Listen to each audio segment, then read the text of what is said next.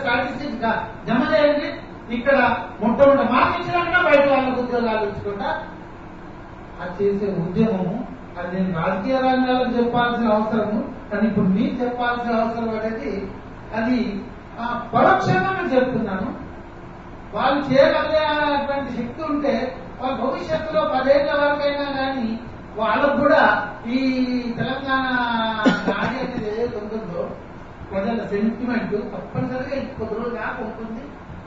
ఆధిపత్యం ఉన్నంత వరకు వాళ్ళ ఆధిపత్యం మామూలు ఆధిపత్యం కాదు. వాళ్ళ సార్ చెప్పినట్టు ఆ ఆధిపత్యాలతో ఇంతకాలం పోరాడినాక ఇప్పుడు ఉద్యోగాలు గిట్ల మీరు గిట్ల కల్పించలేకపోతే మళ్ళీ తెలంగాణ కుక్కలు చెప్పిన విస్తరిలాగా ఇదే కనుక్కోవడం, ఇదే ప్రజాస్వామ్య తెలంగాణ కోసం ఎలాగో పోరాటమే. మేము కన్స్ట్రక్షన్ కూడా అండ్ డిస్ట్రక్షన్, కన్స్ట్రక్షన్ చెప్తాము, డిస్ట్రక్షన్ చెప్పే ఆలోచన పనులు ఉద్యమకారులు మన తెలంగాణ బిడ్డ. అట్లాంటి తెలంగాణ ప్రపంచవ్యాప్తంగా ఎక్కడ కనబడుతుంది? మహారాష్ట్ర నుంచి చూడం అది మతతత్వంకు మారిపోయి ఇవాళ కూలీలమైన దాడులు చేసింది. అక్కడ ఇవాళ ఒక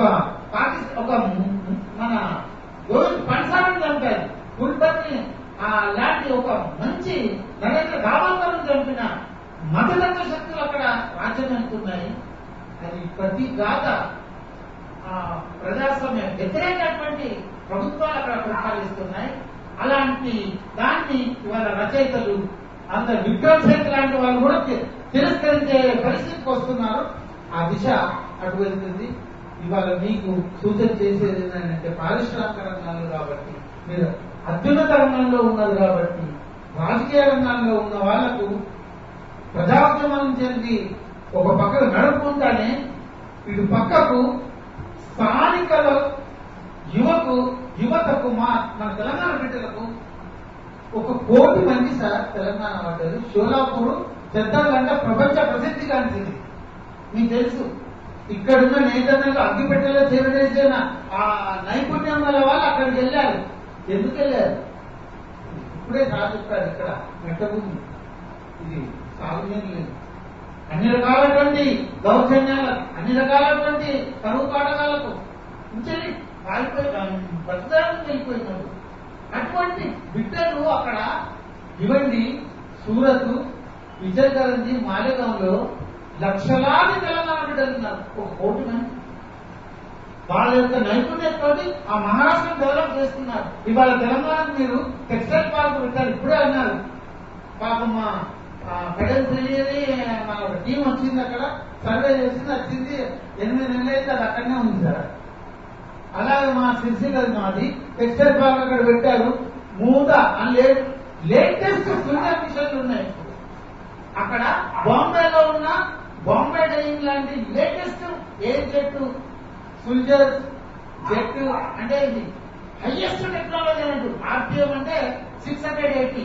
ఒక మొక్క మీద ఒక్క దినమంతా నేస్తే 9 వాళ్ళ చీర కావడానికి 24 గంటలు పడితే అది అట్లాంటి చీరలను 1 గంట లోపల 100 చీరలు నేర్పేస్తుంది. అటువంటి లేటెస్ట్ మిషన్ లో ఇవాళ సిరిసిల్లలో తీసుకొచ్చి భివండి వాళ్ళు తీసుకొచ్చి పెడితే దానికి అతిగతి, అది ఇంకా అస్థిరత్వంలో కొట్టుమిట్లాడుతుంది. కేటీఆర్ గారు ఏదో దీన్ని ఇంకా సైజింగ్ మిషన్లు మూతపడుతున్నాయి, ఉన్నదాన్ని మనం కాపాడుకోలేకపోతున్నాం. ఇంకా కొత్త వాటి టెక్స్టైల్ పార్కులను పెట్టారు, ఆ దుద్దేలో పెట్టారు, రామంజలో పెట్టారు, సిద్దిపేటలో అన్ని బోర్డులే పెట్టి తగిలేసి పెట్టారు. కానీ చేయాల్సింది ప్రజలు, యువకులను అక్కడ ఐటీలు, ఆ టెక్స్టైల్ కు డిజైన్ సంబంధించిన కోర్సులు, ఆ డైయింగ్ సంబంధించిన కోర్సులు, ఈ ప్లాస్టిక్ ఇండస్ట్రీలు, ఈ మా చేతి వృత్తుల వాళ్ళని ఇవాళ మీరు అన్నట్టు దానికి సంబంధించిన నైపుణ్యాలకు ఇవ్వండి. అక్కడక్కడనే స్థానికంగా ఒక్కటే హైదరాబాద్ కేంద్రీకరణ చేస్తే మళ్ళీ అదే మాకు వివక్షత మళ్ళీ ఏర్పడుతుంది.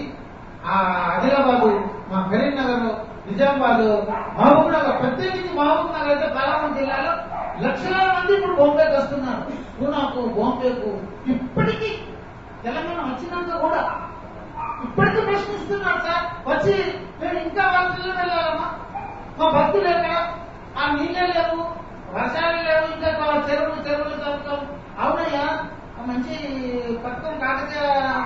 పక్షమే మనం సమర్పిస్తున్నాము. కానీ నీళ్ళకి రావాలి కదా, ఎక్కడ తీసుకొస్తారు? అక్కడ బాబుల మీద అక్కడ కట్టారు, వాళ్ళకెళ్ళి గోదావరి పుష్కరాలు ఇంటికంటే నీళ్ళు వస్తాయి, ముంచేస్తారు. కాబట్టి నీళ్లు, కరెంటు, ఈ పరిశ్రమలతోటి తప్పనిసరిగా తెలంగాణ ఇంత మంచి బంగారు భూమి, దీన్ని ఈ వనరులను మీరు తప్పకుండా ఆ యువకులతోటి ఆ టెక్నికల్ ఎడ్యుకేషన్ ఎంఐటీసీ లాగా మహారాష్ట్ర ఒకటే కాదు, చిన్న చిన్న రాష్ట్రాలు ఏదైతే డెవలప్ అయిందో దానిపైన మీరు స్టడీ చేస్తే మాకు తెలిసినంత వరకు అయితే ఆ non cooperation movement, cooperative movement చాలా వరకు మార్పులు తీసుకొచ్చింది. అక్కడ నిరుద్యోగాన్ని తక్కువ చేసి అసంతృప్తిని, కార్మిక రిలేషన్స్ ను, మేనేజ్మెంట్ కు బాంబే తప్ప మిగిలినంతా ప్రశాంతంగా నడుస్తుంది డెవలప్మెంట్. బహుశా ఈ అంశాలను నేను ఎక్కువ మాట్లాడినందుకు క్షమించాలి సార్. నాకు ఈ టాపిక్ కాదు, అయినా కానీ సార్ గురించి ఇంత చక్కటి ఆ అంశాలను ప్రతిసారి తీసుకున్న వేదకమ్మ టిఆర్సీ గారికి హృదయపూర్వకంగా ధన్యవాదాలు తెలుపుతూ ముగిస్తాను. జై తెలంగాణ.